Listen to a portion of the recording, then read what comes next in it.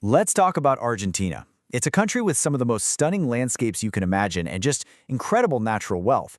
And yet its history is this roller coaster of massive booms and devastating busts, of unbelievable promise and then just crushing crises. So what's the deal? How did this happen? For literally 200 years, this question has been on everyone's mind. How can a country that was once one of the richest in the entire world find itself again and again right on the edge of collapse? Well, the answer, it turns out, lies in this powerful, repeating pattern. To really get Argentina, you have to understand this one concept. We call it the Argentine pendulum. Just picture it in your head, a huge pendulum, constantly swinging between two extremes. On one side, you have strongman rule and populist economics. And on the other, liberal democracy and free-for-all markets. This relentless back and forth, that's the key to its turbulent history. In this whole pendulum thing, it isn't new. Not at all. It started swinging from the very second the nation was born, a birth that was forged in some serious conflict. The fight for independence from Spain, which really kicked off with the May Revolution in 1810, was honestly just the beginning. The real battle, the one that would define Argentina for decades to come, was the one Argentines fought against each other. So, what was this big fight all about? It really came down to two totally opposite visions for the country. You had the Unitarians, who wanted all the power concentrated in the rich port city of Buenos Aires, but then you had the Federalists, who represented the huge interior provinces, and they demanded their own autonomy. And this was not some polite political debate, this was a brutal, full-blown civil war. And right out of this chaos, we get the first great swing of our pendulum. A Federalist strongman, a caudillo named Juan Manuel de Rosas, rises to power. Now, he was a Federalist in name, but he ruled with absolute centralized power, crushing his enemies with a secret police force. It brought stability, sure, but it was a stability that was enforced through pure fear. After Rosas was finally kicked out in 1852, the pendulum didn't just swing back. It absolutely rocketed in the opposite direction. This launched Argentina into an era of almost unbelievable wealth and optimism. What fueled this incredible boom? Well, it was people.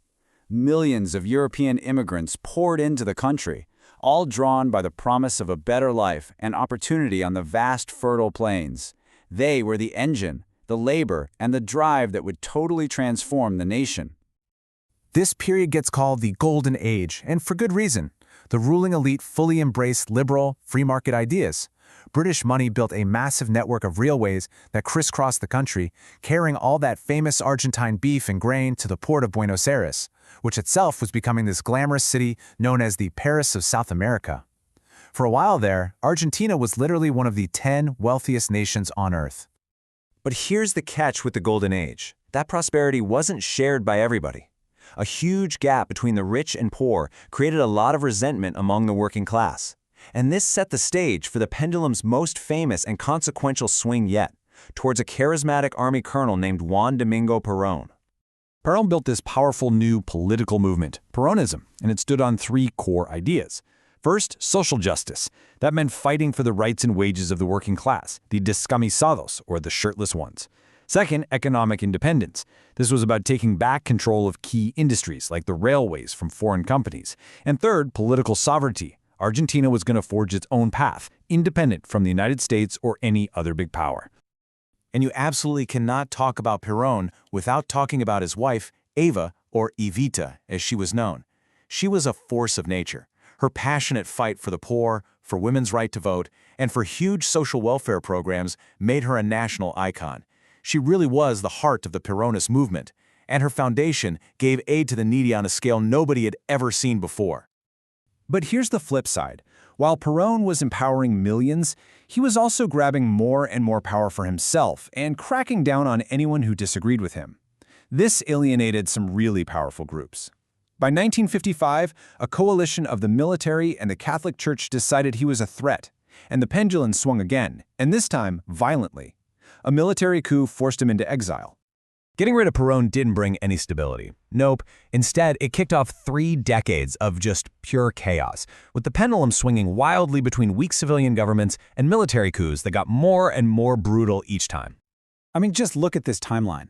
It shows a political system in total breakdown. The military would take over, fail to fix the country's problems, then let a weak civilian government come back, only to overthrow it again a few years later. This vicious cycle just kept repeating until it all culminated in the 1976 coup, which installed the most ruthless dictatorship in all of Argentina history. This new regime launched something they called the National Reorganization Process, but the world came to know it as the Dirty War. The military systematically kidnapped, tortured, and murdered thousands of people they suspected of being leftists, students, trade unionists, you name it. These victims became known as the desaparecidos, the disappeared. The dictatorship finally came crashing down after a humiliating defeat in the 1982 Falklands War. Democracy returned in 1983, which was a huge moment, but the pendulum's wild economic swings were far from over. So, the first democratically elected president, Raúl Alfonsín, did something incredibly brave. He put the leaders of the military junta on trial. But he couldn't get a handle on hyperinflation, and this caused the pendulum to swing hard again. In the 90s, President Carlos Menem, who ironically was a Peronist, did a complete 180 and embraced radical free market reforms. He privatized state companies and even pegged the peso to the US dollar. And for a while, Menem's policies seemed to work. Inflation just vanished. But the government was borrowing massive amounts of money to keep the whole thing going. By 2001, the debt was completely out of control. Argentina defaulted on over $90 billion of its sovereign debt, the largest default like it in history at the time. The human cost was just immense. To stop a total collapse, the government froze everyone's bank accounts. They called it the corralito. Imagine being locked out of your own life savings. The country just exploded. You had riots, looting, and a revolving door of 5 presidents in just 2 weeks. It was absolute chaos. So out of the ashes of that spectacular collapse, the pendulum swung all the way back one more time. A new wave of Peronism, led by Nestor Kirchner and later his wife Cristina, came back to power. They rejected the free market ideas, renegotiated the debt, and ramped up state intervention in the economy, setting yet another new course in Argentina's constantly swinging history. Which brings us right back to our central question.